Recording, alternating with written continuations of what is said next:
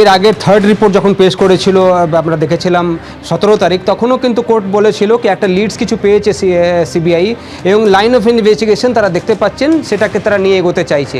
আজকেও একই কথা আমরা দেখলাম, সুপ্রিম কোর্ট বললো কি কিছু লিডস তারা পেয়েছেন এবং সেই লিডসগুলোকে পারসু করছে সিবিআই এবং তারা মনে করছেন কি এই মুহূর্তে তারা রিভিল করবেন না কি কোন দিকে যাচ্ছে তাদের তদন্ত, যেহেতু তদন্ত জিওপার্ডাইজ হতে পারে, এটা চিফ জাস্টিস বলেন। দিনে দুবার ব্যবহার করো স্টপেজ ক্রিম আর নিজেকে রাখো এভারগ্রিন কেয়াশেড আরোমা থেরাপি স্টপেজ ক্রিম আর খুঁজে পাও নতুন আমিকে। কিন্তু হ্যাঁ, যে প্রসঙ্গটা তুলেছিলেন ইন্দিরা জয়সিং কি 4 থেকে 7 জন এরম এখনও আরজি করে রয়েছে, তারা পদে রয়েছে এবং তাদের একটা ভূমিকা ছিল।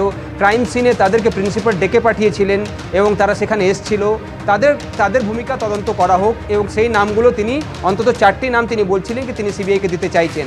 যেই নামের কথা তিনি বলছিলেন তখন সিবিআই যে স্ট্যাটাস রিপোর্ট দিয়েছে সেটা দেখতে দেখতে চিফ জাস্টিস জিজ্ঞেস করেন কি এই ব্যক্তিগুলো কি এখনও তদন্তের আওতায় রয়েছেন।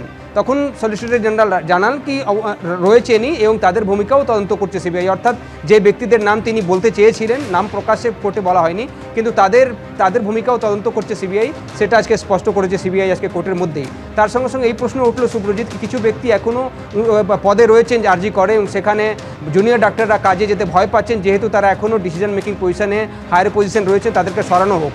রাকেশ দ্বিবেদী যিনি রাজ্য সরকারের হয়ে অ্যাপিয়ার করছিলেন তিনি বলেন কি তারা অ্যাকশন নেবেন যদি এই নামগুলো তাদেরকে দেওয়া হয়। চিফ জাস্টিসও বলেন কি তাদেরকে সাসপেন্ড করা হোক বা অন্তত ছুটিতে পাঠানো হোক, সেক্ষেত্রে এই নামগুলো তো রাজ্য সরকারকে দিতে হবে, তখনই তো তারা এই অ্যাকশনগুলো নেবেন। এখন দেখতে হবে এই নামগুলো সিবিআই তরফ থেকে রাজ্যের কাছে যাচ্ছে কেন, কি ইন্দিরা জয়সিং আজকে বলেছেন কি তিনি সেই নামগুলো সিবিআইকে দিয়ে দিচ্ছেন, তারা সেই তদন্তটা করবে।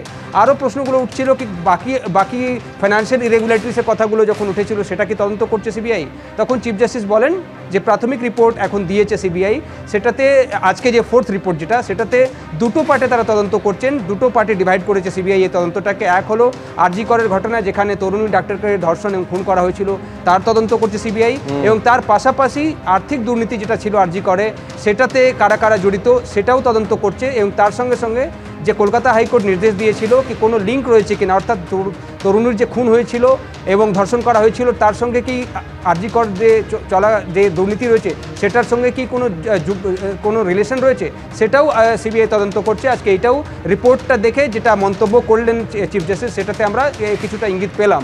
কিন্তু হ্যাঁ, যে লিডসগুলো পেয়েছে সিবিআই সেটাকে আজকে চিফ জাস্টিস বলেছেন কি আরও 10টা ওয়ার্কিং ডে তাদেরকে দেওয়া হচ্ছে। আগামী 14ই তারিখ অর্থাৎ সোমবার 14ই অক্টোবর হিয়ারিং হবে পুজোর পর এবং তার আগে আরও একটা স্ট্যাটাস রিপোর্ট সিবিআইকে দিতে হবে, সেটা 5th সিবিআই রিপোর্ট হবে এবং সেটাতে কি থাকে সেটা দেখার বিষয়। অন্যদিকে রাজ্য সরকারকে যে নির্দেশগুলো দেওয়া হয়েছিল গতবার সুব্রজিৎ, সেটাতে বলা হয়েছিল কি ডাক্তারদের মধ্যে একটা কনফিডেন্স বিল্ড আপ করার জন্য তারা যেন যখন কাজে যোগ দেবেন তখন তাদের যেন ভয় না থাকে, সেটার জন্য কিছু স্টেপস নেওয়ার জন্য বলা হয়েছিল। তার মধ্যে ছিল সিসিটিভি ডিপ্লয় করা, তাদের জন্য রেস্ট রুম বানানো, ডিউটি রুম বানানো এবং টয়লেট সেপারেট বানানো, তাদের জন্য কারা এন্ট্রি করবেন এক্সিট করবেন সেটা একটা রেজিস্টার থাকা উচিত। এইসব স্টেপসগুলো নিতে গিয়ে কিন্তু আজকে কিছু প্রশ্নের মুখে পড়তে হলো রাজ্য সরকারকে, কেন কি চিফ জাস্টিস বলেন কি এই কাজের তালিকাগুলো যেটা আপনারা দিয়েছেন সেটা কোনোটাই কাজ 50% এখন অবধি হয়নি।